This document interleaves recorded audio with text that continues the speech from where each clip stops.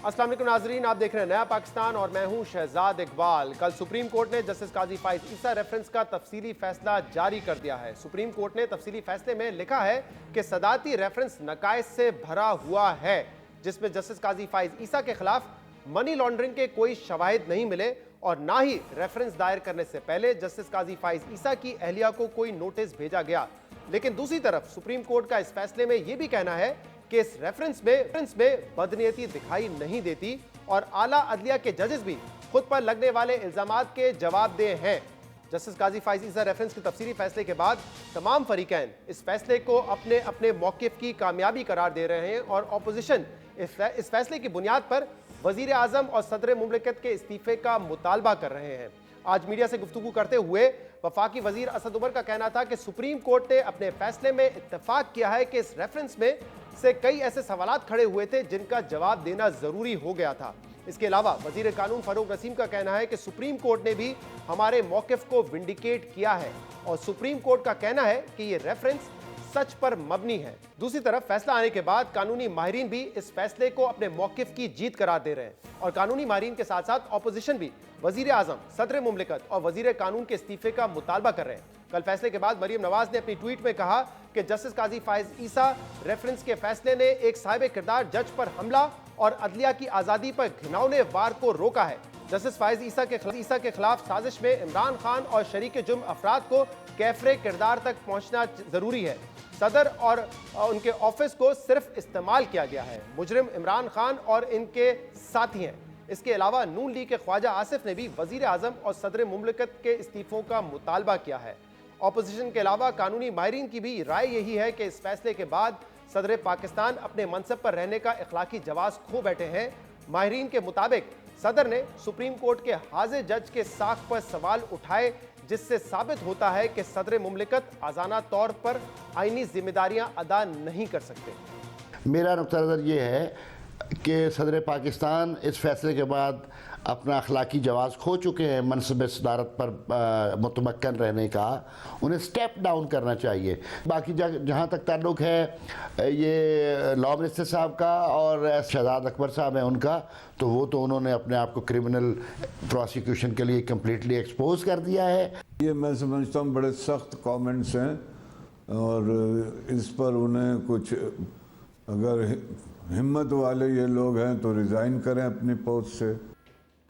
आपने राय जानी कि कानूनी माहिरीन कह रहे हैं कि वजीर आजम और सदर मुमलिकत को इस्तीफ़ा दे देना चाहिए और ये भी कहा है कि वजीर कानून फ़रूक नसीम हो या शहजाद अकबर हो, उन्होंने अपने आप को क्रिमिनल प्रोसिक्यूशन के लिए एक्सपोज कर दिया है।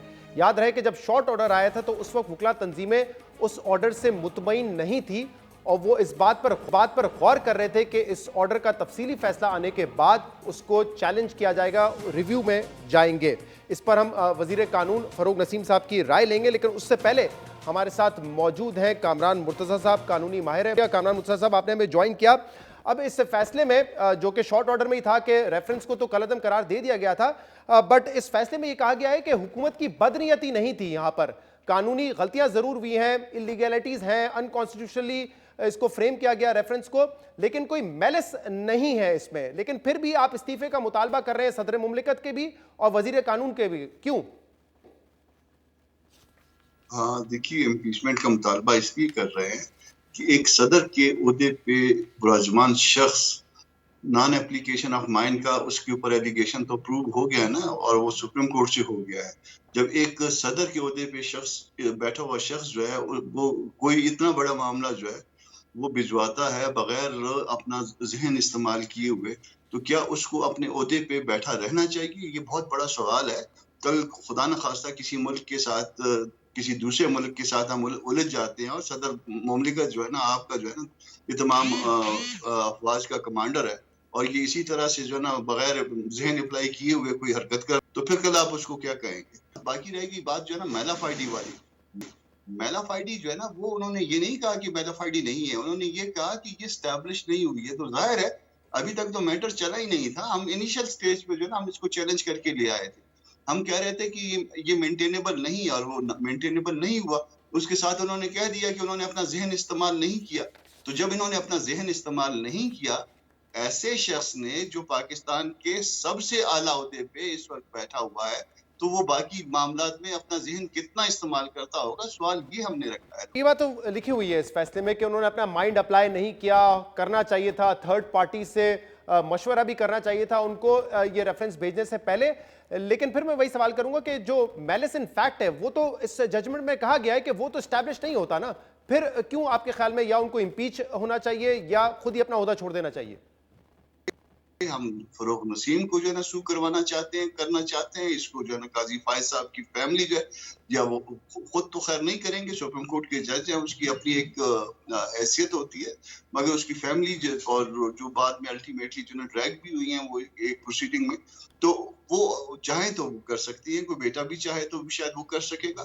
اور اسی طرح سے شہزاد اکبر صاحب ہیں، وہ جاسوسیاں کرواتے رہے. اور اس کے علاوہ جو ہے نا اس معاملے پہ جو ہے نا اب جب یہ مزید کھلے گا، انفولڈ ہوگا، تو اس وقت یہ بھی پتہ چلے گا کہ اس پہ جو ہے نا وہ لاکھوں ڈالر یا لاکھوں پاؤنڈ جو ہے نا وہ بھی سپینڈ. لیکن سرولنس کا بھی یہاں پہ لکھا ہوا ہے کہ جو سرولنس والا معاملہ تھا وہ بھی اسٹیبلش نہیں ہو سکا ہے. لیکن ایک بات بتائیے گا کامران مرتضیٰ صاحب، آپ سے بات ہوئی تھی جب شارٹ آرڈر آیا تھا، اور اس وقت آپ ہوں یا دیگر وکلا تنظیمیں جو کہ اس میں پٹیشنر بھی ہیں اس کیس میں، وہ لوگ تو مطمئن نہیں تھے شارٹ آرڈر سے، خاص طور پہ جو پیرا نمبر 9 تھا شارٹ آرڈر کا، جس میں یہ تھا کہ معاملہ ایف بی آر کو بھیجا جائے گا، پھر وہاں سے اگر جب ایف بی آر سے جب یہ سپریم جوڈیشل کاؤنسل جائے گا، اور اگر وہ سپریم جوڈیشل کاؤنسل سمجھتی ہے کہ یہ ریفرنس دوبارہ بننا چاہیے تو وہ اپنا سو موٹو کا اختیار استعمال کر سکتے ہیں. آپ لوگ تو مطمئن نہیں تھے، لیکن اب آپ اس لانگ ججمنٹ سے، ڈیٹیل ججمنٹ سے مطمئن بھی نظر آ رہے ہیں، اور اس بنیاد پہ آپ استعفے کا مطالبہ بھی کر رہے ہیں. ہاں، اس کے 3 حصے ہیں اس فیصلے کے. دیکھیے فیصلہ تو جو اس کا آپریٹو پورشن ہے وہی ہے جو شارٹ آرڈر ہے. اس میں 3 حصوں میں آپ اس کو تقسیم کر لیجئے. پہلا حصہ کہ مینٹینیبل ہے یا نہیں ہے، مینٹینیبلٹی تک ہم نے سکسیڈ کر لیا. دوسرا حصہ جو انہوں نے از خود کہہ دیا کہ قاضی فائز کی وائف کو جو ہے نا وہ ایف بی آر جو ہے نا ان کے معاملات کو ایگزامن کرے. ہمارا کہنا یہ تھا اور کہنا یہ ہے کہ یہ معاملہ جو ہے نا وہ ان کے سامنے پینڈنگ نہیں تھا، اور اس طرح سے اس معاملے کو آگے بھجوا دینا جو ہے نا وہ درست نہیں ہے ان کے ساتھ، ان کی ججمنٹ کے ساتھ اور ان ججوں کے ساتھ، ادب کے ساتھ.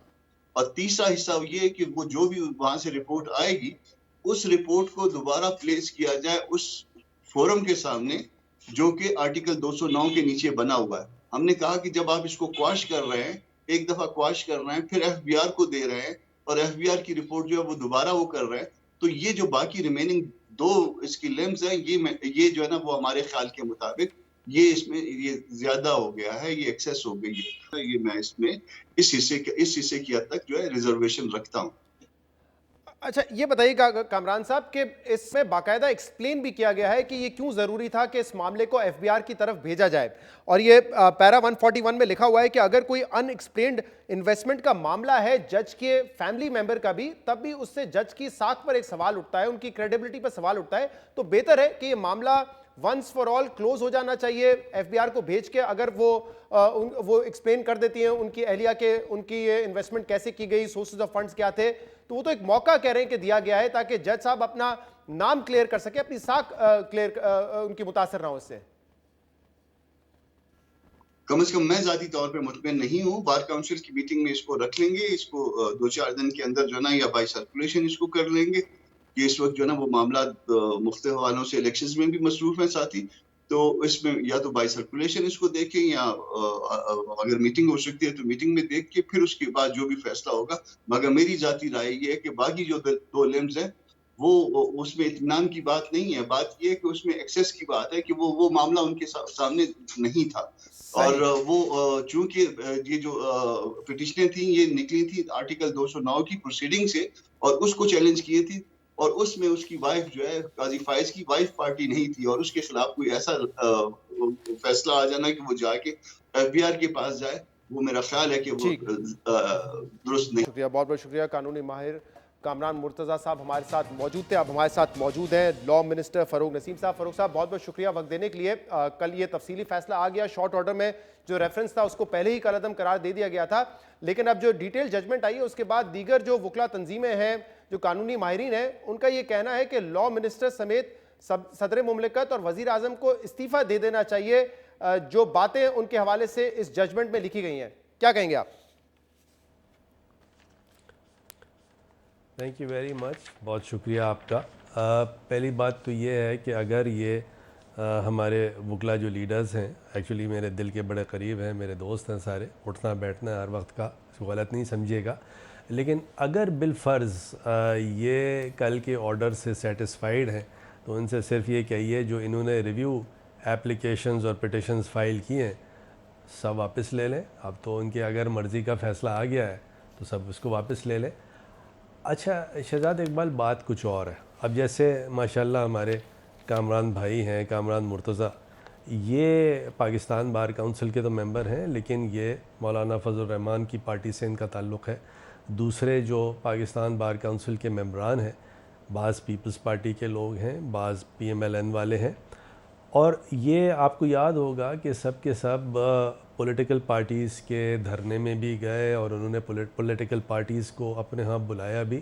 تو یہ پاکستان بار کونسل جو کہ ایک نیوٹرل باڈی ہونی چاہیے وکلا کی, اور جس کو صرف یہ دیکھنا چاہیے رول کیا ہے, ریگولیشن کیا ہے, اس کو انفورس کرنا چاہیے, وہ نیشنل کو بار ایسوسیشن کی پالیٹکس میں بھی لے آتے ہیں, اور ساتھ ساتھ بار کونسل کی جو پالیٹکس ہے اس کے اندر ایک دوسرے کے خلاف. اب جیسے فار ایگزامپل یہ اچھے لوگ ہیں لیکن میرا جو گروپ ہے بار ایسوسیشن میں, بار کونسل میں, وہ دوسرا ہے. تو یہ اپرچونٹی ڈھونڈتے ہیں کہ اور صحیح کرتے ہیں, میں تو بہرحال یہ نہیں کروں, یہ اپرچونٹی ڈھونڈتے ہیں کہ کسی طرح یہ تو بطور تنظیم اگر اس میں پٹیشنر بھی بنے ہوئے اپنا پوائنٹ آف ویو دے رہے ہیں تو اس تنظیم میں PTI کے لوگ بھی ہوں گے, شاید کچھ ایفیلیٹڈ ایسے لوگ جو دوسری جماعت سے تعلق رکھتے ہوں, یہ تو ممکن ہے نا. پھر میں گزارش کروں نا, یہ بالکل ڈیبیٹیبل نہیں ہے, بالکل ڈسپیوٹڈ نہیں ہے, کیونکہ آپ کیس کی جب میرٹ ہے, کیس کی میرٹ پہ اب آتے ہیں, یہ تو میں نے بات کر دی, آپ نہ تسلیم کریں, لیکن اس میں ڈیبیٹ نہیں ہے. یہ روزے روشن کی طرح بالکل سامنے ہے کہ بار کونسلز اور بار ایسوسیشنز اپنی ایک پالیٹکس کرتے ہیں. اب جیسے فار ایگزامپل رشید رضوی صاحب نے, آپ نے کل ان سے پوچھا, تو رشید رضوی صاحب تو فائز عیسیٰ صاحب کے, جسٹس فائز عیسیٰ صاحب کے وکیل تھے. خاص فاروق صاحب وہ ہوتے تو بہتر تھا کہ وہ اپنی بات کا جواب بھی دے دیتے, آپ کی ان باتوں کا جواب وہی بہتر طریقے سے دے سکتے ہیں, اس لیے میرے خیال سے اس ججمنٹ پہ آ جائیں, ڈیٹیل ججمنٹ پہ آ جائیں, اس پر بات کر لیتے ہیں. کیا نہیں ججمنٹ پہ تو نہیں, دیکھیے ججمنٹ تو میں تو آتا ہوں, کیا اگر رشید رضوی اس وقت پروگرام میں موجود نہیں ہے تو اس کی وجہ سے وہ قاضی فائز عیسیٰ جسٹس کے وکیل نہیں ہیں, ایسا تو نہیں ہے. تو دیکھیے جب بھی آپ لوگوں کو لیں, اب جیسے آپ نے مجھے لیا ہے, میں لا منسٹر ہوں, میں ساتھ ساتھ اس میں رسپونڈنٹ بھی ہوں, تو دیرفور آپ جو بھی میں بات کہوں تو اس کی آپ میرٹ ضرور جانچیے گا. تو کوئی بھی وکیل, کوئی بھی آدمی, کوئی ایکسپرٹ کوئی بات کرے, اس کی دو چیزیں جانچیے گا, ایک تو اس کی میرٹ جانچیے گا, اور پھر یہ دیکھیے گا کہ وہ کس طرف کا بریف ہولڈ کر رہا ہے, اور تیسری چیز میرٹ کیا ہے اس کی آرگیومنٹ. اب مجھے ایک منٹ دے شہزاد, ایک منٹ دے, میں صرف یہ کہنا چاہتا تھا اگر آپ اس پہ رسپونڈنٹ ہیں تو وہ بھی پٹیشنر ہے ججمنٹ پہ. ارے تو وہی تو میں کہہ رہا ہوں, جو بھی میں کہوں تو اس کو آپ اسی پیرائے میں لیں, اور پھر جو ججمنٹ کی میرٹ ہے اس کو دیکھیے, اور مجھے 5 منٹ دیجیے یا 2 منٹ 3 منٹ دیجیے ان انٹرپٹڈ, اور پھر آپ سوال جواب اپنا شروع کیجیے گا. I have as request personal request. دیکھیے یہ ایک جو ججمنٹ ہے وہ شارٹ آرڈر جو آیا, تو شارٹ آرڈر وہی ہے جو لانگ آرڈر ہے, اس کا کانسیکوینس میں کسی قسم کا چینج نہیں ہے. 7 جج ایک طرف ہیں اور 3 جج ایک طرف ہیں. مائنورٹی ویو جو ہے اس وقت جو آیا ہے جسٹس آفریدی کا آیا ہے, اور انہوں نے بالکل اس میں جو ان کا سٹینڈ ہے وہ انہوں نے لیا ہے. لیکن اگر میڈیا والے مائنورٹی ویو کو یہ چلائیں کہ سپریم کورٹ نے یہ کہہ دیا ہے, تو یہ تھوڑی سی ناسمجھی ہے, کیونکہ مائنورٹی ویو جو ہے وہ کورٹ کا آرڈر نہیں ہوتا. اگر آپ کو کورٹ کا آرڈر دیکھنا ہے, فائنڈنگز دیکھنی ہے, تو جسٹس بندیال کا ججمنٹ دیکھیں, اور جو ایڈیشنل نوٹ ہے جسٹس فیصل عرب کا اس کو دیکھیں. اب اس پہ آتے ہیں اسٹریٹ اوے. ایک ہے پیرا 64, ایک ہے پیرا 87, ایک ہے پیرا 140, ایک ہے پیرا 141, اور ایک ہے پیرا 142, اور ایک وہ سمری آف کنکلوژنز ہے جس پہ سارا کا سارا میڈیا پیرا 136 ڈسکشن کر رہا ہے. میں ایک ایک کر کے آپ کو جی ہاں ایک ایک کر کے ساری چیزیں جو میرے خلاف بھی ہیں وہ سامنے رکھتا ہوں, پھر فیصلہ آپ کا ہے, فیصلہ میڈیا کا ہے. پیرا 64 میں یہ کہا گیا کہ لنڈن کی پراپرٹیز ایڈمیٹڈ ہیں, اور اس میں کسی قسم کا کوئی جھوٹ نہیں ہے گورنمنٹ کے ریفرنس میں, لہٰذا کسی قسم کی بدنیتی نہیں ہے, کوئی میلیفائڈ آف فیکٹس نہیں ہے, پیرا 87 میں یہ کہا گیا کہ کوئی انویژن آف پراپرٹی نہیں ہے, کوئی کوورٹ سرویلنس نہیں ہے, کیونکہ پٹیشنر کا یہ ایک بنیادی آرگیومنٹ تھا. کوورٹ سرویلنس ہوئی اور انویژن آف پراپرٹی رائٹس ہوئی. اس کے ساتھ ساتھ پیرا 140 میں یہ لکھا ہوا ہے کہ چودھری افتخار صاحب چیف جسٹس کا کیس ڈسٹنگوشبل ہے پریزنٹ کیس سے, کیونکہ وہ بدنیتی کا کیس تھا. یہاں تو ایلیگیشنز بالکل ٹروتھ پہ بیسڈ ہیں, اور جب کبھی بھی فنڈامنٹل فیکٹ ٹروتھ پہ بیسڈ ہوتا ہے, سچ ہوتا ہے, تو کوئی میلیفائڈ نہیں ہوتی. اس کے آگے پیرا 141 میں لکھا ہے کہ جسٹس قاضی فائز عیسیٰ کی بیگم صاحبہ کو یہ جو ایلیگیشن ہے 3 لنڈن پراپرٹیز کا, جو کہ ایڈمٹ کیا جا چکا ہے, اس کا سورس آف فنڈز اور پراپرٹی اور پیسے کس طرح پاکستان سے انگلینڈ گئے ہیں, اگر وہ ان ایکسپلینڈ ہے تو اس میں that will compromise the credibility of Justice Issa and the entire judiciary as an institution. یعنی وہ پوری کی پوری جوڈیشری اور جسٹس فائز عیسیٰ کی کریڈیبلٹی کو کمپرومائز کر دے گا اگر یہ منی ٹریل یا یہ ایکسپلینیشن نہیں دیا گیا کہ یہ پیسے کہاں سے آئے اور یہ پیسے کس طرح ٹرانسفر کیے گئے پاکستان سے انگلینڈ. پیرا 142 میں لکھا ہوا ہے کہ جوڈیشری جو ہے, ججز جو ہیں, وہ ہولڈر آف پبلک آفس ہیں. جوڈیشری بھی ہے, آرمی والے بھی ہیں, اور الیکٹڈ ریپرزینٹیٹیوز بھی ہیں. اور یہ کہا گیا کہ اگر unexplained undeclared foreign wealth ہے تو یہ بہت بڑا سٹگما ہے. اور پاناما کیس جو کہ 3 اپریل 2016 کو آیا تھا, اس کے بعد سے پاکستان میں یہ پاناما کیس سے بھی بڑا سٹگما ہے. اور لہٰذا اگر آپ اجازت دیں کیا گیا فروغ صاحب, کیونکہ آپ پوائنٹ بائی پوائنٹ چل لیتے ہیں. پہلے میلس ان فیکٹ والا جو پوائنٹ ہے اس کو اسٹیبلش کر لیتے ہیں. آپ نے بتایا پیرا 64 بالکل ٹھیک ہے, لیکن اگر آپ پیرا 136 پہ جائیں گے, پیج نمبر 165, تو یہاں پہ لکھا ہوا ہے کہ reference against the petitioner is not patently motivated with a malice in fact. وہ تو بات لکھی ہوئی ہے کہ میلس ان فیکٹ نہیں ہے, لیکن یہاں پہ یہ لکھا ہوا ہے the scale and the degree of illegalities are such that the reference is deemed to be tainted with malified in law. تو میلافائڈ ان فیکٹ نہیں ہے, لیکن میلافائڈ ان لا ہے. اتنے زیادہ اس میں انلیگیلٹیز ہیں. اس کو سمجھنے کی ضرورت ہے کہ میلافائڈ ان لا اور میلافائڈ ان فیکٹ کا فرق کیا ہے. میلافائڈ ان فیکٹ ایکچولی وہ چیز ہے جس سے اگر میلافائڈ آف فیکٹ وہ سپریم کورٹ کہہ دیتی یا کوئی کرپشن کا الزام لگا دیتی. اس کیس میں میلافائڈ آف فیکٹ کا مطلب یہ ہے کہ آپ کی کوئی پرسنل بدنیتی تھی جج صاحب کے خلاف, جو کہ ثابت نہیں ہوئی, بلکہ یہ کہہ دیا گیا کہ کسی قسم کا میلافائڈ آف فیکٹ نہیں ہے. میلافائڈ آف لا کا صرف مطلب یہ ہے کہ اس کے اندر پروسیجرل ڈیفیکٹس تھے. یعنی سپریم کورٹ نے اپنے دانست میں دیکھیے کیا کہا. سپریم کورٹ نے اپنے دانست میں یہ کہا کہ صدر پاکستان کو وزیر قانون سے اور اٹارنی جنرل سے اوپینین نہیں لینی چاہیے تھی, ان کو تھرڈ پارٹی سے اوپینین لینی چاہیے تھی. اب with due respect, with the highest respect at my end, یہ آرٹیکل 209 میں کہاں لکھا ہوا ہے, یہ رولز آف بزنس میں کہاں لکھا ہوا ہے, بلکہ یہ جسٹس افتخار چودھری کے کیس میں کہاں لکھا ہوا ہے؟ یہ نہیں لکھا ہوا. تو یہ ہمیں تو پتہ نہیں ہونا تھا نا, صدر کو تو پتہ نہیں ہونا تھا کہ یہ کوئی تھرڈ پارٹی کوئی اوپینین لینی ہے, بلکہ یہ ایک مروج قانون ہے. یہ والا پوائنٹ بھی ٹھیک ہے آپ نے رکھا, لیکن چیزیں نہیں دکھا سکتے. تھرڈ پارٹی کا تو نہیں لکھا ہوا, لیکن آرٹیکل 2095 جو ہے اس میں یہ تو کہا گیا ہے نا کہ if on information from any source the council or the president is of the opinion. اب یہ جو لفظ ہے اس کا ذکر کیا ہوا ہے نا کہ پریزیڈنٹ کا یہ اوپینین ہونا چاہیے. پریزیڈنٹ تو اسی وقت بنائے گا جب وہ اپنا مائنڈ اپلائی کرے گا. اب اگر وہ خود لیگل ایکسپرٹ نہیں ہے تو وہ کہیں نہ کہیں سے اپنا مشاورت لے گا, ایڈوائس لے گا. میری گزارش, اب آپ کا سوال آ گیا, اب جواب.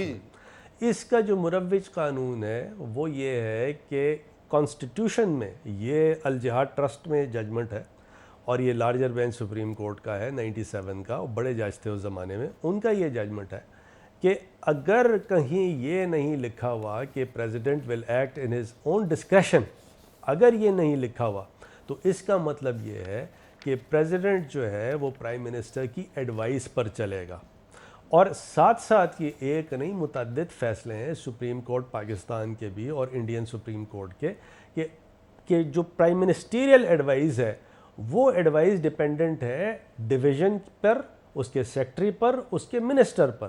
تو تو یہ تو مروج قانون تھا. اب سپریم کورٹ نے اپنی دانست میں ایک نیا انٹرپریٹیشن دیا ہے, اچھا انٹرپریٹیشن دیا ہے, وی باؤ ڈاؤن آور ہیڈس.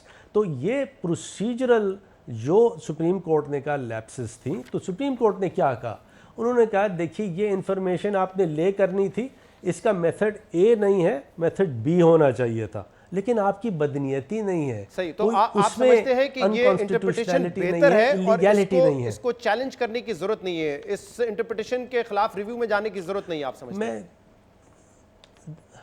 میں گزارش کروں کیوں, دیکھیں ہمارا اتنا سا بھی ذرا سا بھی بغض یا میلافائٹس جسٹس قاضی فائز عیسیٰ کی طرف نہیں ہے. میں تو دل سے دعا کرتا ہوں کہ فیڈرل بورڈ آف ریونیو جو پروسیڈنگز کر رہا تھا, تو کاش بیگم صاحبہ وہ تمام کی تمام منی ٹریل انہوں نے دے دی ہوں تاکہ یہ معاملہ ختم ہو.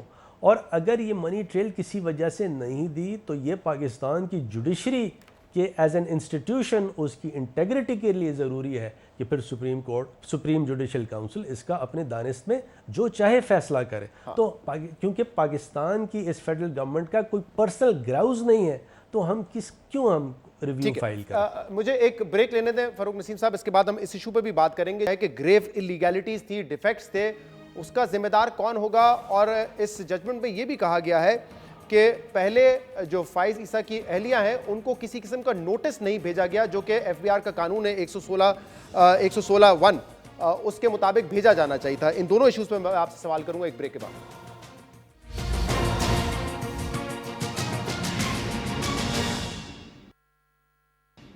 ویلکم بیک ناظرین, پروگرام میں ہمارے ساتھ موجود ہے لا منسٹر فاروق نسیم صاحب. فاروق صاحب, اب پہلے جب یہ ریفرنس آپ لوگوں نے فائل کیا تھا اس وقت یہ سوال اٹھ رہا تھا کہ اگر یہ پراپرٹیز جو ہیں فائز عیسیٰ کی اہلیہ کی ہیں, اور آپ کو جو ڈوگر نامی شخص سے کمپلین بھی آئی تھی شہزاد اکبر کے پاس, اس میں بھی تھا کہ ایک پراپرٹی ہے جو ان کی اہلیہ کی ہے, تو یہ معاملہ پہلے بھی ایف بی آر کے پاس بھیج دینا چاہیے تھا. جو فائز عیسیٰ کی اہلیہ کا معاملہ ہے, جسٹس فائز عیسیٰ کی اہلیہ کا جو معاملہ ہے وہ وہاں پہ بھیج دیا جاتا. اب اس ججمنٹ میں بھی یہی کہا گیا ہے نا کہ ایک تو 116(a) کے تحت ان کی اہلیہ کو کوئی نوٹس نہیں بھیجا گیا, پھر یہ بھی کہا گیا کہ یہ پریزیوم کر لیا گیا کہ یہ جو پٹیشنر ہیں یہ پراپرٹی, یہ اوبلیگیشن تھی ان کے اوپر کہ یہ تمام اثاثے جو کہ ان کی اہلیہ یا بچوں کے کہ وہ ڈکلیئر کریں یہ سب. تھینک یو, یہ بہت پرٹیننٹ سوال ہے. اب تھوڑا سا موقع دیجیے گا. دیکھیے ایسا ہوتا ہے نا کہ اگر کوئی کلیکٹر کسٹمز ہے یا آئی جی پولیس ہے یا کوئی ایم این اے سینیٹر ہے, اسپیشلی اگر کوئی بیوروکریٹ ہے, اس کی بیگم صاحبہ کی کوئی پراپرٹیز اگر نکلتی ہیں تو جو ای این ڈی میں طریقہ ہے اور جو اینٹی کرپشن کا طریقہ ہے, تو اس پرٹیکولر پرسن کے خلاف چالان کیا جاتا ہے, شو کاز دیا جاتا ہے. اور یہ ضروری نہیں ہے کہ ایف بی آر سے پہلے اس کی بیگم صاحبہ کو نوٹس دیا جائے, ان کی ٹریل لی جائے اور اس کے بعد یہ اس شخص کے خلاف کارروائی کی جائے.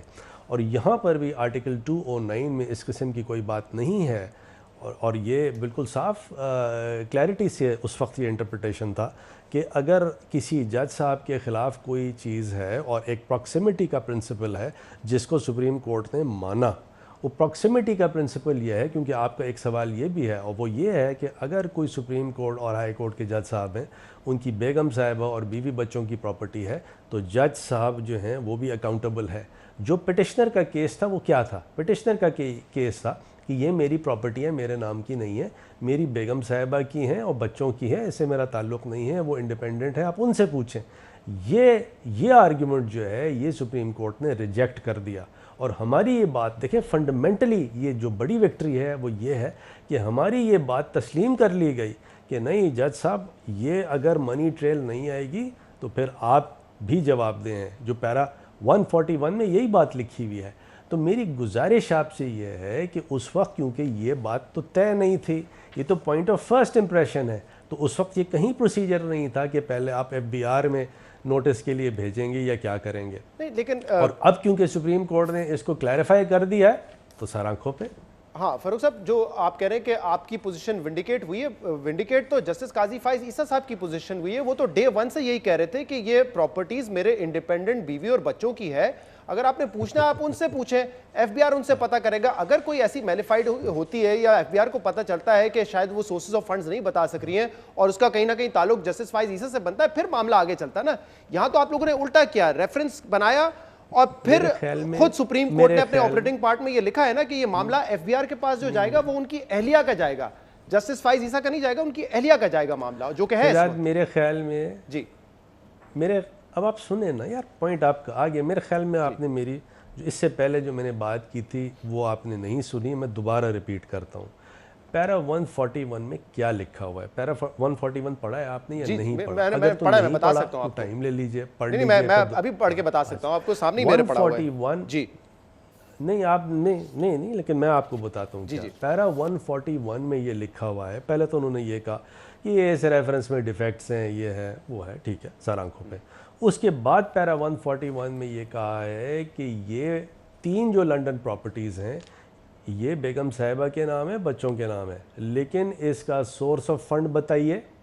یہ پراپرٹی کے پیسے پاکستان سے انگلینڈ کس طرح گئے یہ بتائیے. اور اگر یہ ان ایکسپلینڈ ہوگی تو یہ ایک سمجھیے کہ الفاظ ہیں کہ یہ کریڈیبلٹی کمپرومائز کرے گی جسٹس فائز عیسیٰ کی اور پوری جوڈیشری کی ایز این انسٹیٹیوشن. ہمارا کیس یہی ہے کہ یہ ایک پراکسیمٹی کا پرنسپل کہلایا جاتا ہے اور الگ الگ یہ چیز نہیں تسلیم کی جا سکتی. فاروق صاحب اب مجھے جج صاحب الگ ہے اور ان کے بیوی بچے کہ جو 141 میں یہ لکھا ہوا ہے کہ ان کو ایکسپلین کرنا پڑے گا کہ جو ان کی ان ایکسپلینڈ انویسٹمنٹ ہے, کیونکہ اوبویسلی یہ جج کی ایک انٹیگریٹی کا سوال ہے, تو یہ کس سے کہا گیا ہے کہ کون بتائے, کیونکہ یہ جو پیرا ہے 141 یہ ہے ہی اس کے under referral to the Federal Board of Revenue. وہ بتا رہے ہیں کہ فیڈرل بورڈ آف ریونیو میں کیوں بھیجا, اور فیڈرل بورڈ آف ریونیو میں تو مسز قاضی فائز عیسیٰ کا معاملہ بھیجا ہے نا. تو میں بھی تو یہ کہہ رہا ہوں کہ پہلے دن سے یہ اپروچ نہیں ہونی چاہیے تھی کہ مسز قاضی فائز عیسیٰ سے ہی پوچھا جاتا جیسے اب پوچھا جا رہا ہے ایف بی آر میں.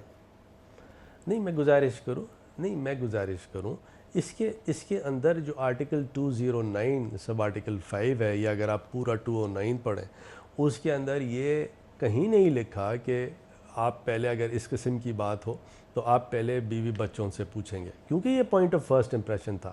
جو ڈسپلنری پروسیڈنگز کا جو کانسیپٹ ہے وہ یہ ہے, دیکھیں ایک کانسیپٹ ہے, ایک لا آف ڈسپلنری پروسیڈنگز ہے. اس کا کانسیپٹ یہ ہے کہ اگر مثال کے طور پہ آئی جی پولیس ہے, اس کی بیوی اور بچوں کے نام ان ایکسپلینڈ اگر پراپرٹی ہے تو یہ نہیں ہوتا کہ پہلے آپ ایف بی آر سے وہ بیگم صاحبہ کو نوٹس دیں, وہ بتائیں, اور پھر آپ آئی جی کی طرف آئیں. لیکن کیونکہ سپریم کورٹ نے اپنی دانست میں بلکہ جگہ جگہ یہ لکھا ہے, کیونکہ دیکھیے یہ سینسٹیو معاملہ ہے, اور کیونکہ آپ یہ سب پوچھ رہے ہیں اس لیے میں صرف ایکسپلین کرنے کی کوشش کر رہا ہوں. میں تو I am bound by the Supreme Court judgment.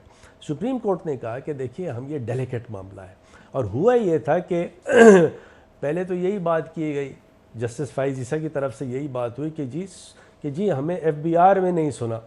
پھر بیگم صاحبہ نے بھی یہ بات کی کہ ایف بی آر میں نہیں سنا, اور پھر جب سپریم کورٹ نے ان کو کہا کہ چلیے ایف بی آر ہم بھیجتے ہیں, ان کا نہیں ایف بی آر نہیں بھیجیں, اور بعد میں ریویو بھی فائل کر دیا.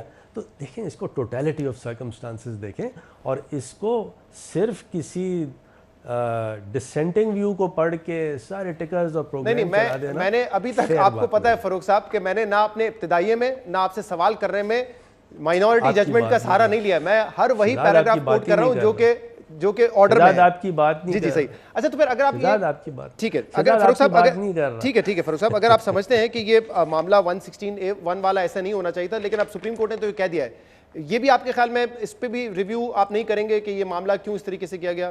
دیکھیں وجہ نہیں وجہ کیا ہے. دیکھیے ہمارے پاس انفارمیشن آئی اور ہم نے وہ انفارمیشن پریزیڈنٹ صاحب نے لے کی سپریم جوڈیشل کونسل کے پاس.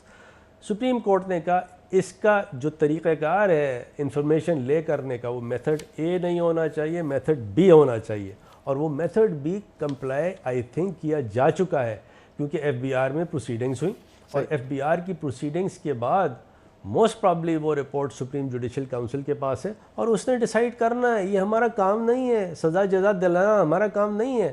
ہمارا تو صرف یہ کام ہے کہ اگر ایسی دیکھیں اگر یہ انفارمیشن آئی اور میں اپنے ڈرار کے نیچے دبا دیتا تو سب سے پہلے آپ جرنلسٹ ہوتے, بعد میں مجھے کہتے یہ کیا کر دیا, آپ یہ انفارمیشن کیوں نہیں دی. دیکھیے بڑی یہ انفارمیشن جو ہے بڑی جس طرح کی ہے آپ کے سامنے ہے. ٹھیک ہے, اب جو یہ معاملہ ہے جس میں لکھا ہوا ہے کہ اس میں گریو لیگل ڈیفیکٹس تھے, اور جیسے میں نے کہا اس میں لکھا ہوا ہے میلس آف لا نظر آتا ہے. اب یہ آرکیٹیکٹ تو آپ ہی تھے, اس کے ذمہ داری آپ لیتے ہیں کہ اس میں لیگل ڈیفیکٹس تھے, لیگل فلاز تھے, اور اس میں بے شک یہ نہیں کہا گیا ہے کہ یہ بدنیتی پہ تھا, لیکن پھر ظاہر سی بات ہے مجھے کہنا پڑے گا کہ لا منسٹر کی کیا کمپٹنس پہ سوال اٹھایا جا رہا ہے کہ اتنے سارے لیگل فلاز تھے اس میں. میں گزارش کروں کہ اگر تو ایسی چیزیں سامنے ہوتی آرٹیکل 209 میں یا رولز آف بزنس میں جس کی کمپلائنس نہیں کی جاتی تو آپ کی بات درست تھی.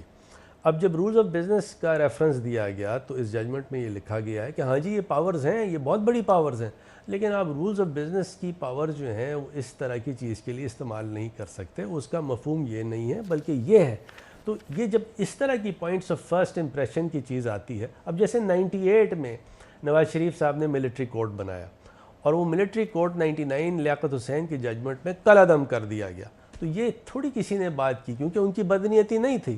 یہ تھوڑی کسی نے بات کی کہ جی سارے law minister, attorney general, Nawaz Sharif سب ریزائن دے دیں. یہ روزانہ کی بنیاد پہ یہ ٹیکس کے اسٹیچوٹس ہوتے ہیں, ان کو کیا جاتا ہے کالعدم ہو جاتا ہے تو پوری پارلیمنٹ جو ہے وہ استعفیٰ دے دے کیونکہ وہ نااہل تھی. یہ نہیں ہے. یہ دیکھا جاتا ہے کیا بدنیتی تھی یا کرپشن تھا. کیا میری پراپرٹیاں نکلی ہیں, عارف الوی صاحب کی پراپرٹیاں نکلی ہیں, عمران خان کی پراپرٹیاں نکلی ہیں؟ نو. ہم انسٹیٹیوشن کو بچانے کی کوشش کر رہے ہیں, اب ہم اپنی کمپلائنس کرنے کی کوشش کر رہے ہیں. ٹھیک ہے فاروق صاحب, میرے پاس وقت اب کم رہ گیا. میں چاہتا ہوں کہ آخری سوال کا جواب مجھے اگر آپ یہ بھی بتا سکیں کہ اب میں یہ تھوڑا ٹاپک چینج کر رہا ہوں, نواز شریف صاحب کو ڈیپورٹ کرنے کا معاملہ جو ہے, کیونکہ پہلے ایکسٹریڈائٹ کرنے کا معاملہ تھا, اب ڈیپورٹ کرنے کا معاملہ ہے, اب ہے کہ یہ فیصلہ اب کیوں کیا گیا ہے اور کتنے قانونی طور پہ چانسز ہیں اس بات کے کہ 15 جنوری سے پہلے نواز شریف کو ڈیپورٹ پاکستان کر دیا جائے؟ کیا لیگلی پاکستان کے چانسز اسٹرانگ ہے بہت زیادہ؟ دیکھیں میں آپ کو قانون جلدی سے 1 منٹ میں آپ کے سامنے پیش کرتا ہوں. یہ نواز شریف صاحب جو باہر گئے ہیں یہ اس لیے باہر گئے ہیں کیونکہ اس کے اندر کورٹ آرڈرز تھے. اسلام آباد ہائی کورٹ کا آرڈر تھا اور لاہور ہائی کورٹ کا آرڈر تھا. جو انگریز ججز ہیں, انگریز جو ایگزیکٹو ہے, وہ پاکستان کی جوڈیشل آرڈرز جو ہیں اس کو بڑی سمجھیے تعظیم سے دیکھتی ہے. اور ہماری ٹیک یہ ہے کہ جب یہ پرنسپل آف کمیٹی کہا جاتا ہے, پرنسپل آف جوڈیشل کمیٹی, اور یہ جب انگریز ججوں کے سامنے پاکستانی عدالتوں کے فیصلے رکھے گئے تو انہوں نے اس کی تعظیم کی ہے. اور اس کی بہت سی مثالیں میرے پاس ہیں, میرے اپنے بعض کیسز میں نے آرگیو کیے جس میں ایسی بات تھی. تو مجھے پورا یقین ہے کہ انگریز جو ہے, جو ان کے پرنسپل ہے, پرنسپل آف کمیٹی, اس کی کمپلائنس کرے گی. اور باقی دیکھیں ہمارا کام کوشش کرنا ہے, جو رزلٹ دینا ہے وہ اللہ کی ذات نے دینا ہے. صحیح. شہزاد اکبر صاحب نے یہ کلیم کیا تھا اور جو لیٹر بھی لکھا گیا ہے وہاں پہ یہ کہا گیا ہے کہ U K is duty bound to deport foreign criminals جن کی سینٹنس 4 سال یا اس سے زیادہ کی ہو. تو اب فورن کرمنلز کی ڈیفینیشن تو یہ بتائی جا رہی ہے نا کہ کسی نے کوئی جرم ان کی سرزمین پہ کیا گیا ہو, اس کو وہ فورن کرمنل مانتے ہیں. تو اس بنیاد پہ آپ کے خیال میں ڈیپورٹ ہو سکتے ہیں نواز شریف صاحب پر؟ میں گزارش پھر کروں. جی دیکھیے فورن کرمنل کا یہ مطلب شاید نہیں ہے. اگر آپ مجھے پہلے کہہ دیتے تو میں اس کا مٹیریل سامنے رکھتا اور اس کے حساب سے آپ کو بتاتا. فورن کرمنل کا انگلینڈ میں مطلب یہ نہیں ہے کہ ایسا فورنر جو انگلینڈ میں آ کے کرائم کرے. کیونکہ دیکھیں یہاں پہ ایک کورٹ آرڈر ہے, کورٹ آرڈر کی وائلیشن ہے, اور کورٹ آرڈر نے کیا کہا ہے کہ اگر وہ صحت مند ہو جائیں تو پھر واپس آ جائیں. میں تو آج بھی کہتا ہوں صحت مند اگر نہیں ہے تو میڈیکل ایویڈنس دکھائیں, اور اگر صحت مند نہیں تھے تو اتنی ساری جو تقاریر کی وہ پھر کس طرح کر لیں. تو لہٰذا یہ تو بڑی ایک بنیادی بیسک بات ہے کہ اگر کورٹ آرڈر کی وائلیشن ہوتی ہے تو اس کا سٹینڈرڈ دوسرا ہوتا ہے. بہت بہت شکریہ, بہت بہت شکریہ فاروق نسیم صاحب, لا منسٹر ہمارے ساتھ تھے. ایک بریک لیں گے, بریک کے بعد ایک اور اہم ایشو پہ بات کریں گے. ہمارے ساتھ رہیے گا.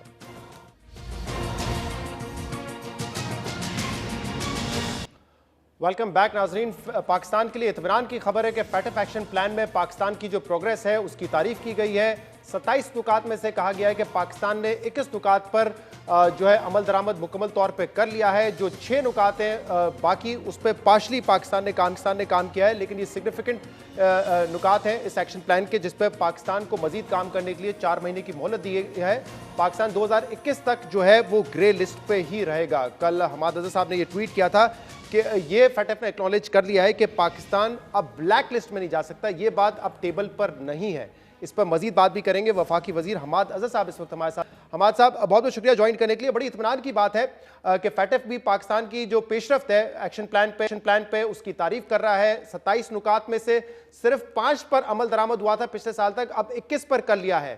مزید آگے جو 6 نکات ہیں جس پہ آپ کہہ رہے ہیں کہ پارشلی ہم کام کر چکے ہیں, وہ ہیں کیا اور کتنا مشکل ہے ان پہ کام کرنا, یا آپ سمجھتے ہیں کہ جو بائی اینڈ لارج جو میجر کام تھا وہ ہم کر چکے ہیں آلریڈی؟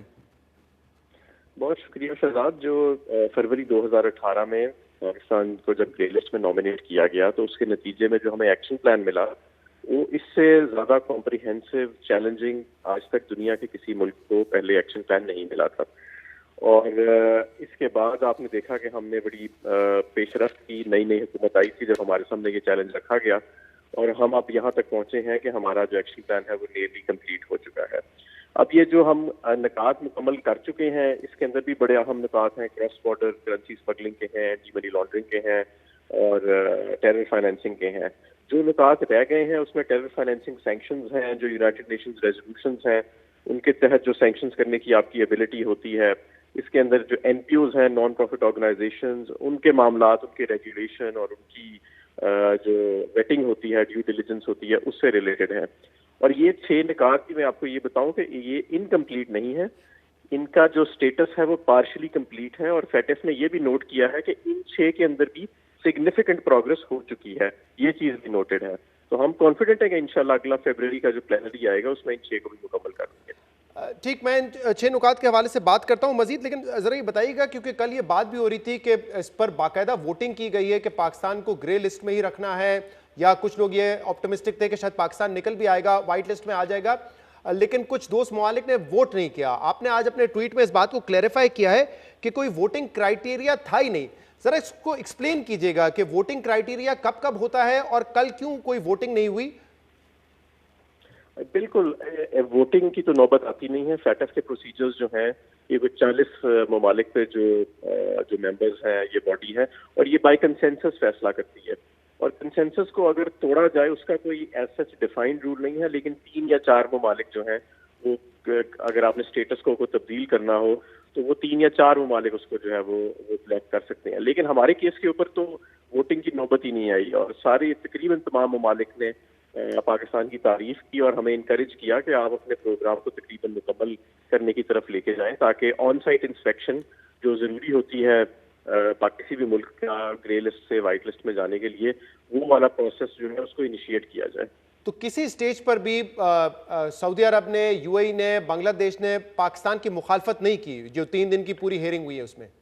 دیکھیں, جو بنگلہ دیش ہے وہ تو اس کا ممبر ہی نہیں ہے. سعودی عربیہ نے ہماری بالکل مخالفت نہیں کی. میں نے آپ کو بتایا نا کہ ووٹنگ کی سٹیج آئی ہی نہیں کہ کسی کو ووٹ مانگا جائے یا کسی جگہ پہ ان سے سپورٹ حاصل کی جائے. یہ سٹیج تو وہاں پہ آئی ہی نہیں. تمام ممالک جو تھے, ایک جنرل کنسنسس تھا روم کے اندر کہ پاکستان نے بے پناہ جو ہے وہ اس کے اندر پروگرس کی ہے, اور سخت حالات کے اندر پروگرس کی ہے انہوں نے, کیونکہ کووڈ کا پینڈیمک بھی موجود تھا. اس کے باوجود یہ 1 سال میں 5 نکات سے 21 نکات پہ چلے گئے ہیں مکمل کے. تو یہ سب کی ایک جنرل رائے تھی اور کسی قسم کی کوئی ووٹنگ نہیں ہوئی. صحیح, لیکن آپ نے کل یہ کہا کہ بھارت نے پاکستان کی مخالفت کی تھی. اب پاکستان کے خلاف بھارت ماضی میں تو مخالفت کرتا رہا ہے. کل صحافیوں نے بھی ان کے کئی سوال کیے صدر فیٹف سے جب یہ فیصلہ آیا کہ پاکستان کو گرے لسٹ میں ہی رکھا جائے گا اور کوئی بلیک لسٹ والی بات ختم ہو گئی ہے بالکل. تو بھارت نے کس موقع پہ ان 3 دن میں مخالفت کی ہے پاکستان کی؟ دیکھیں, بھارت تو شروع دن سے پولیٹیسائز کر رہا ہے فیٹف کے فورم کو, اور وہ اپنے وربل کمنٹس کے ذریعے ہی ظاہر ہے کہ اس کی مخالفت ہوتی ہے. جہاں پہ بھی, چاہے آپ یونائٹڈ نیشنز میں دیکھ لیں یا کسی بھی بین الاقوامی فورم پہ دیکھ لیں, اس کی پاکستان کے خلاف ایک وہ اسٹینڈرڈ لائن ہے جو اس نے رٹی ہوئی ہے, اور وہ انٹرنیشنل کمیونٹی کو وہ سناتا ہے. لیکن ووٹنگ کے اوپر کیونکہ یہ معاملہ نہیں آیا تھا تو ووٹنگ کی تو نوبت ہی نہیں آئی کہ جہاں پہ بھارت نے کوئی ایسی حرکت کی ہو. میں آپ کو یہ بھی بتاتا چلوں کہ میں سمجھتا ہوں کہ جو پچھلے 2 سال کے اندر پاکستان میں جو بھارت کے عزائم ہیں فیٹف جیسی ٹیکنیکل فورم کو پولیٹیسائز کرنے کے, وہ ہم نے بڑے مؤثر طریقے سے ایکسپوز کر دیا ہے ہم نے, اور ہم نے پوری دنیا کے سامنے عیاں کر دیا. اور اب ایک جنرل ریئلائزیشن ہے, میں سمجھتا ہوں فیٹف کے اندر بھی, کہ بھارت نے بڑا ارسپانسبلی بہیو کیا ہے. اور یہ ساری بات میں سمجھتا ہوں کہ ممبرز بھی سمجھتے ہیں اور دیکھ بھی رہے ہیں, اور ایک انٹرنیشنل کمیونٹی کے اندر اس چیز کی ایک ریئلائزیشن آ بڑی امپورٹنٹ بات ہے. آپ کہہ رہے ہیں کہ ان کو ریئلائزیشن ہے. اچھا یہ بتائیے گا 6 نکات اس پہ مزید کام کرنا باقی ہے, اب اس کے لیے کیا مزید قانون سازی بھی کرنی پڑے گی؟ اور اگر قانون سازی کرنی پڑے گی تو یہ گورنمنٹ کے لیے ایک چیلنج ہوگا, کیونکہ ابھی فیٹف کے کئی قوانین پاس ہوئے, اس میں انیشلی تو اپوزیشن نے آپ کو سپورٹ بھی کیا, کچھ ترمیم بھی وہ لے کر آئے, لیکن بعد میں ایک ڈیڈ لاک کریٹ ہو گیا. انہوں نے کہا کہ اب ہم کسی قسم کی مدد نہیں کریں گے. تو یہ ایک چیلنج ہو سکتا ہے. تو کیا 6 نکات جو بچے ہیں جس پہ کام کرنا ہے اس پہ قانون سازی کی بھی ضرورت ہے؟ دیکھیں, جو ہمارا موجودہ ایکشن پلان ہے اس کے حوالے سے تو ہم تقریباً تمام قانون سازی کر چکے ہیں. اور جو ایکشن آئٹمز رہ جاتے ہیں اس کے اوپر فیٹف بھی آپ کو گائیڈ کرتا ہے کہ فیٹف سیکریٹریٹ کہ آپ کو کیا کیا کرنے کی ضرورت ہے. ممکن ہے کہ وہ دے دے کوئی قانون سازی کے آئٹم ہے، لیکن میرا نہیں خیال، کیونکہ ہم وہ قانون سازی کر چکے ہیں. اور فیٹف کا جو میکنزم ہے مانیٹرنگ کا، وہ پروگرس ٹورڈ افیکٹونیس جو ہے اس کو اب زیادہ جانچ رہا ہے پاکستان کے کیس میں، کہ اب جو ہم نے قوانین پاس کر دیے ہیں، جو رولس اینڈ ریگولیشن پاس کر دیے ہیں، ان کی افیکٹونیس جو ہے اس کو اب جانچنے کی طرف ہے. تو اس کے لیے نئی قانون سازی نہیں، پرانے قانون جو ہے ان کو عمل درآمد میں لانے کی بات ہے. بہت بہت شکریہ، بہت بہت شکریہ. وفاقی وزیر حماد اظہر صاحب ہمارے ساتھ موجود تھے. خبر جیو کے رپورٹر علی عمران جو کل 6 بجے گھر سے لاپتہ ہو گئے تھے، تقریباً 24 گھنٹے بعد وہ آج اپنی والدہ کے گھر پہ پہنچے ہیں. انہوں نے اپنی اہلیہ سے رابطہ کیا اور بتایا کہ میں خیر خرید سے پہنچ گیا ہوں.